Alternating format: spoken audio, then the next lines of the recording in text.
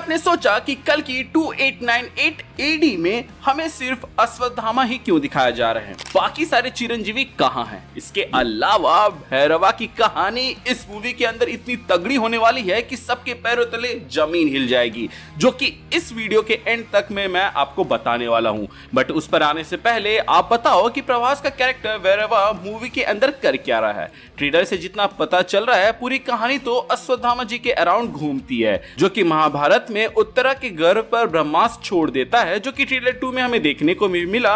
वहीं अपने पापों का प्रायश्चित करने के लिए वो सुम-80, जिसको लोग सुमति भी कह रहे हैं, उसके गर्भ में पल रहे बच्चे की रक्षा कर रहा है सुप्रीम यास्कीन से, जो कि उनके कैरेक्टर आर्क में रिडेम्पशन ऐड करता है प्लस डेप्थ भी डालता है। वहीं सुप्रीम यास्कीन जो कि एविल है, वो अपना काम कर रहा है सुम-80 को टारगेट करके, अपना विलन वाला काम करके। बट समझ नहीं आ रहा कि भैरवा क्या कर रहा है। वो यूनिट्स के लिए सुप्रीम यास्कीन का साथ दे रहा है जो कि एविल है, तो क्या भैरव बुरा है? एंड क्या वो एक साइड कैरेक्टर है? जिसका जवाब पूरी इंडिया को पता है कि इंडिया के अंदर हीरोज नेगेटिव रोल्स में तभी आते हैं जब उनकी उम्र हो जाती है। एंड प्रभास डार्लिंग तो अपने करियर के पीक पे है, जो कि एक के बाद एक पैन इंडिया मूवीज देते जा रहा है। सो इतना तय है कि भैरवा एक सरप्राइज होल्ड करता है, जिसका मैं खुलासा करूंगा थ्योरी फॉर्म में, जिसमें आपके कमेंट्स का भी योगदान है।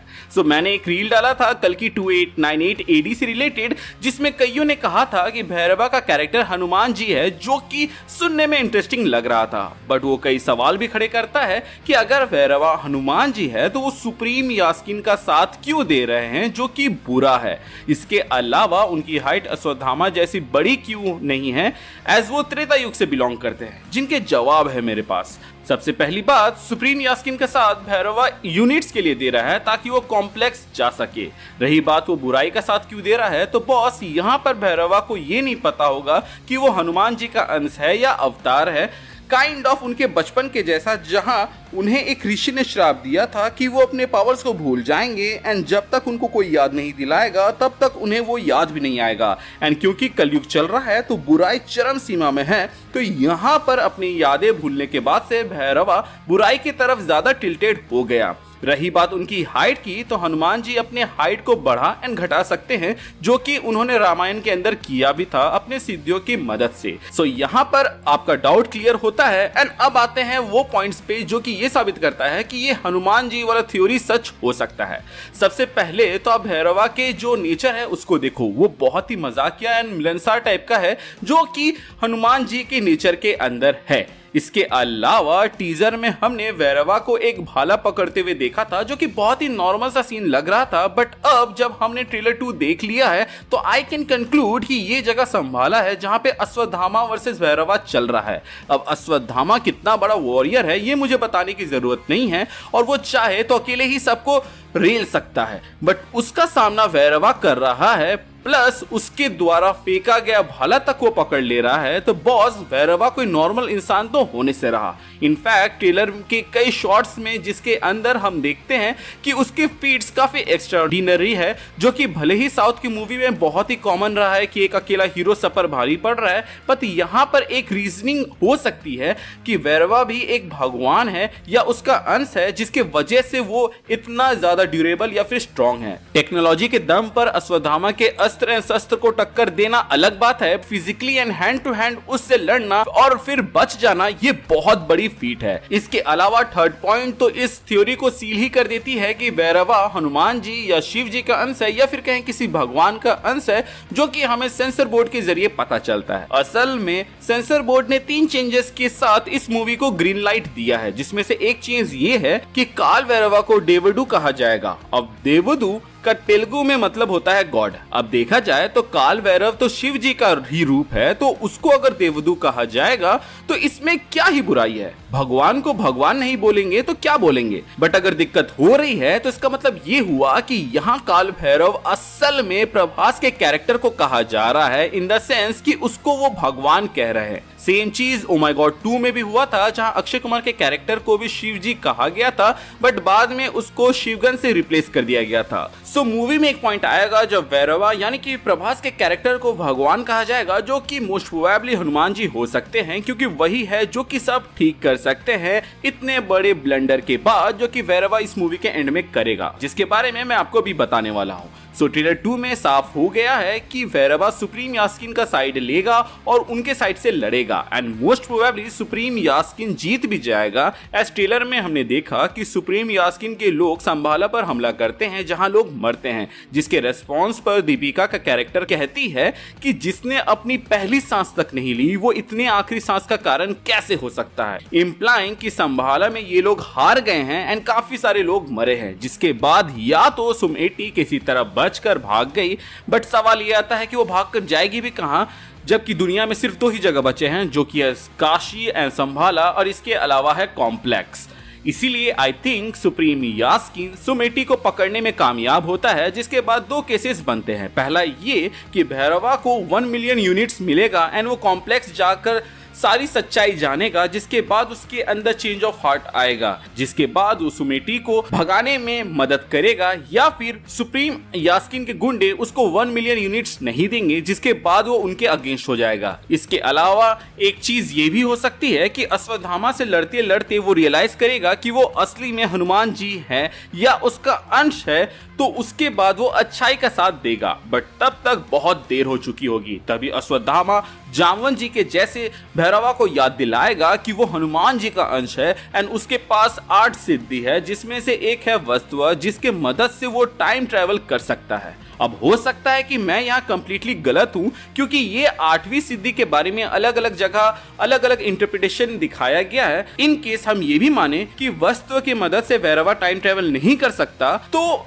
एज द नेम सजेस्ट काल भैरव, जो कि शिव जी के दूसरे अवतार का नाम है, जो कि as the name suggest keeper of time, तो टाइम ट्रेवल का रास्ता यहाँ वैरव के लिए बनेगा by the help of technology. ऐसा कहा जाता है कि पहले के वेपन्स जैसे कि ब्रह्मास्त्र वगैरह अभी के न्यूक्लियर वेपन के जैसे हैं, तो एक रियलिस्टिक अप्रोच यहाँ लेते हुए हमें टाइम मशीन दिखाया जाएगा, जिसके मदद से वैरवा पास्ट में कुछ चेंजेस करे जो कि फ्यूचर को बेटर बनाएगा या फिर कल्कि जी के आने के लिए सेफ बनाएगा। ऐसा मैं इसलिए बोल रहा हूं क्योंकि कल्कि जी आ गए तो वहां बाकी चिरंजीवी भी आएंगे जिनके पास असीम शक्तियां हैं, बट वो आएंगे तब जब कल्कि जी का जन्म होगा। बट मेरे हिसाब से तो कल्कि जी इधर इस मूवी में मारे जाएंगे या कली उसके बॉडी पर अपना कॉन्शियसनेस डाल देगा, जिससे कल्कि एग्जिस्टेंस में कभी आएगा ही नहीं। एंड अगर आप लॉजिकली सोचो तो दिस मेक सेंस, क्योंकि अगर भैरव टाइम ट्रेवल किया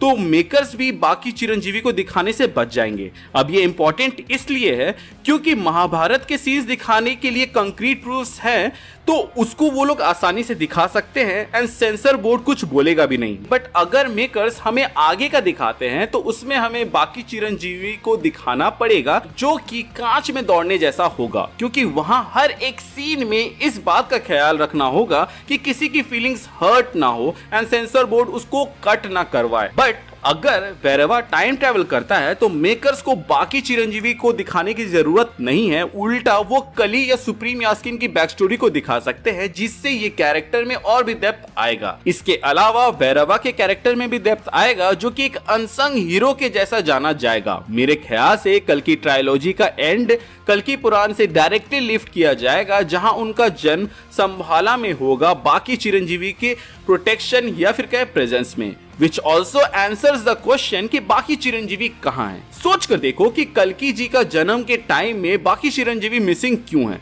सिर्फ अश्वत्थामा जी ही वहां पे मौजूद क्यों हैं। ऐसा तो नहीं कि कली ने बाकी चिरंजीवी को कहीं कैद कर दिया है, ऐसे चिरंजीवी को मारा नहीं जा सकता। एंड यहाँ पर जो हम सुप्रीम यास्किन या फिर कहें कली का ये रूप जो देख रहे हैं, इसका हर्ष ऐसा इसीलिए हुआ क्योंकि वो बाकी चिरंजीवी से लड़ा था एंड उसके बाद ही उसकी ये हाल हुई है।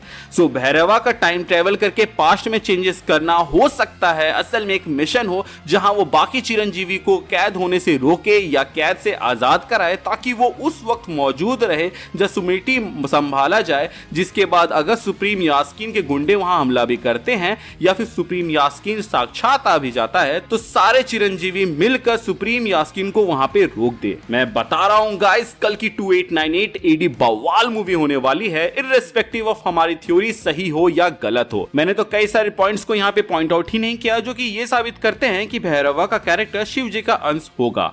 एज अगर आप बुज्जी को देखो तो वो पहले एक कार जैसा रहता है, फिर बाद में अपग्रेड होता है एंड हो सकता है कि आगे इसको और अपग्रेड किया जाए, जिसके बाद भैरवा ये गाड़ी मतलब कि बुज्जी को कल्कि को गिफ्ट करे, जो कि उड़ भी सकता है और जमीन में दौड़ भी सकता है। ऐसा मैं इसलिए कह रहा हूं क्योंकि जरूरी नहीं कि जिस तरीके से हमारे पुराणों में कहा गया हो ऐसा ही हो। फ्यूचर में हमें टेक्नोलॉजिकल एडवांसमेंट के थ्रू उसे दिखाया जाए तो ये एक पॉसिबिलिटी बन सकती है। इसके अलावा अगर आप भैरवा के चेस्ट पे देखो तो जो सिंबल बना हुआ है वो हनुमान जी की टीके का इन्वर्टेड वर्जन लगता है। इसके अलावा भैरवा नाम ही शिव जी के एक अवतार से लिया गया है, तो इसका कोई ना कोई कनेक्शन तो होगा शिव जी से। इसके अलावा सोच कर देखो कि ये लोग कल्कि पुराण से डायरेक्टली उठाकर बना सकते थे, बट इन्होंने वैसा नहीं किया और क्रिएटिव फ्रीडम को लेके कहानी को इस तरह सेट किया कि कल्कि पुराण में जो बताया गया है वो भी सच हो जाएगा एंड महाभारत में जो हुआ वो भी वो लोग अच्छे से फिट करके दिखा दे रहे हैं। कल्कि 2898 के ऊपर काफी सारे थ्योरीज बन सकती हैं